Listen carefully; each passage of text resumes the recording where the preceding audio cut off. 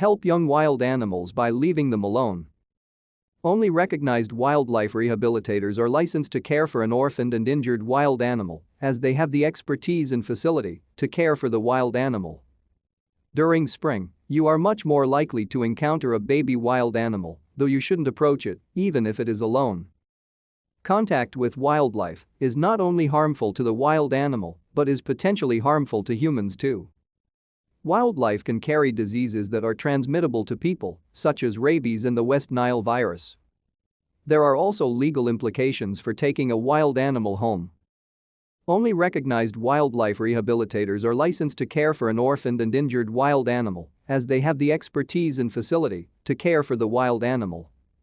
The only times a young wild animal should be picked up is if the parent is found dead nearby, or if the wild animal is found in an unnatural situation, like a bird on your doorstep.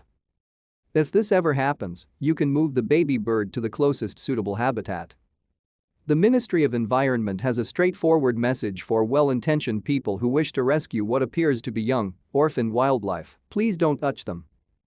Many different wild animals leave their young while they forage for food or to keep them safe from predators. This leaves the young wildlife at risk to children, pets, or even well-intentioned adults. Often, the young wild animal is not abandoned at all, the mother is often close and sometimes even watching. While attempting to help wildlife may seem like the moral thing to do, contact with humans can decrease a young wild animal's chance of survival by a significant amount.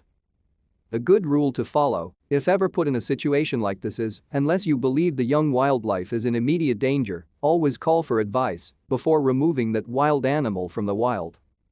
The best way to save most wildlife is by providing them with the space and respect they deserve and by letting nature take care of nature, said Ted Glass, conservation officer from Kindersley. To stay up to date with latest top stories, make sure to subscribe to this YouTube channel by clicking the button above this video. Before you decide that a deer fawn is abandoned, ask yourself, has it been lying in the same position for more than 10 hours? Is it vocal?